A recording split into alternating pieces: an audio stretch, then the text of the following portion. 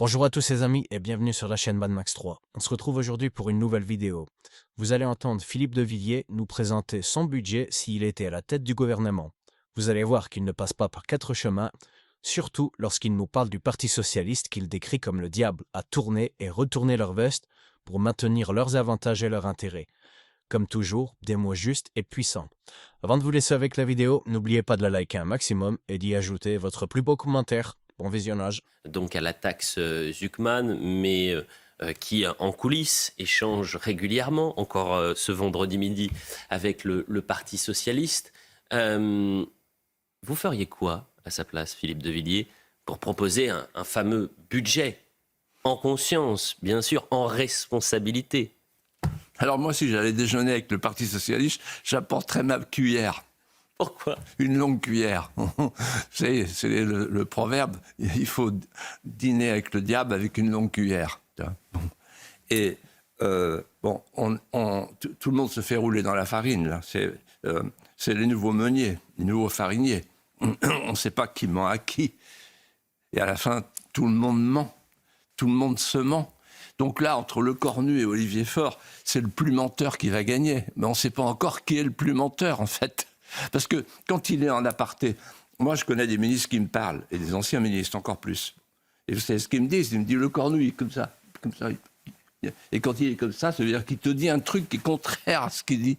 Il dit le cheval blanc d'Henri IV est blanc, le cheval blanc d'Henri IV est rose, etc. Bon, et donc en fait, c'est une déchéance à laquelle on assiste. Donc de grâce, prenons de la hauteur. Et moi je vais vous dire, il faut prendre la tronçonneuse. Voilà ma politique. La tronçonneuse.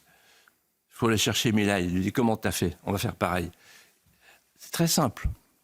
Il y a les recettes, il y a les dépenses. Moi, mon principe, c'est celui du bon sens de tous les patrons de PME. Et il y a un patron de PME qui me disait ce matin, en fait, il n'y a qu'une seule politique pour la France, pour redresser la France, c'est moins d'impôts, moins de dépenses. C'est simple, hein. Moins d'impôts, moins de dépenses. Voilà. Et on a aujourd'hui le record du monde des prélèvements. Moi, je m'en souviens, quand j'étais jeune, c'était 30%. Vous vous rendez compte? En 1900, les prélèvements en France, c'était de 10%. Et après, on a fait l'impôt sur le revenu en 1914 et ça s'est emballé. Mais l'État n'est pas fait pour étouffer la société, pour l'absorber par phagocytose. L'État doit servir la société. Et donc là, on est dans une situation, on a le record du monde des prélèvements, le record du monde de la dette et le record de la dépense publique, 57% du PIB. Donc la tronçonneuse, ça veut dire quoi? Ça veut dire on baisse tous les impôts, on fait revenir les prélèvements à 30% pour que les créateurs de valeur ajoutée respirent à nouveau et qu'on forme des générations de créateurs et d'innovateurs. Et ensuite, pour les dépenses, alors allons-y, les dépenses, l'immigration, ça coûte 50 milliards. Rien que les prestations sociales non contributives, 15 milliards d'économies si on arrête. Bon, les agences de l'État, les agences, il y en a 1200, c'est à peu près 80 milliards d'euros. On peut peut-être en supprimer quelques-unes, notamment l'ADEME, vous savez, qui nous conseille la manière de mettre notre liquette et de changer de slip. Vous vous souvenez, on avait fait un truc là-dessus, je vous avais même pas cru quand vous aviez montré les images. Ceux-là, ils sont pas indispensables. Ensuite, la privatisation de l'audiovisuel public, 4 milliards. Bon. Ensuite, l'aide au développement. C'est Sarah Knafo qui a donné le chiffre, 150 milliards, il n'a pas été démenti, 150 milliards. 15 milliards. 15 milliards, pardon, 15 milliards. Bon, c'est pas mal. Bon, ensuite, l'aide aux éoliennes, le soutien aux éoliennes et aux énergies renouvelables, 8 milliards, etc., etc. Et je ne parle même pas de la fonction publique, parce que je pense qu'il faut plus de policiers et d'infirmiers, mais certainement beaucoup moins de fonctionnaires dans l'état profond. Aujourd'hui, on a 2 états profonds, Elliott, Geoffroy. On a 2 états profonds qui sont en endogamie.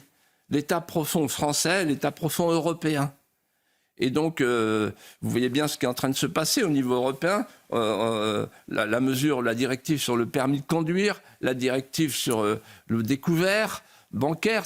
On est devant un système autoritaire qui nous coûte de plus en plus cher, qui est de plus en plus bureaucratique et de plus en plus normatif. Voilà. Et donc, en réalité, il faut couper dans les dépenses, mais à la tronçonneuse. Et alors, ça va faire mal dans la structure publique, mais on va faire respirer la structure privée. En fait, c'est simple, l'économie. Et je crois qu'il y a quelqu'un tout à l'heure qui disait la première chose à faire pour les nouveaux députés, il faudrait qu'ils passent 2 semaines dans une entreprise et que le patron leur explique ce que c'est qu'un compte d'exploitation. Moi, j'ai eu la chance, en créant le Puy du Fou, de savoir ce que c'est qu'un compte d'exploitation, les EBITDA, etc. Sinon, je n'aurais pas fait ce que j'ai fait. Bon. Mais une fois qu'on sait ce que c'est qu'un compte d'exploitation, on fait attention à l'argent public. Et ce que je vais vous dire, c'est très simple. L'économie, vous avez la sphère publique qui est indispensable pour protéger la sphère privée. Mais la sphère publique ne doit pas remplacer la sphère privée. Sinon, on est dans un régime totalitaire. La sphère publique est au service de la sphère privée. Il faut donc que la sphère publique s'en tienne aux régaliens pour que la sphère privée puisse continuer à faire vivre et respirer la société, les forces vives de la société. Et moi, si j'étais à la tête de l'État, je dirais priorité aux créateurs. Les amis, la vidéo est terminée. J'espère qu'elle vous aura plu. N'oubliez pas de vous abonner et de liker un maximum. On se retrouve très vite pour une prochaine vidéo. Merci, salut!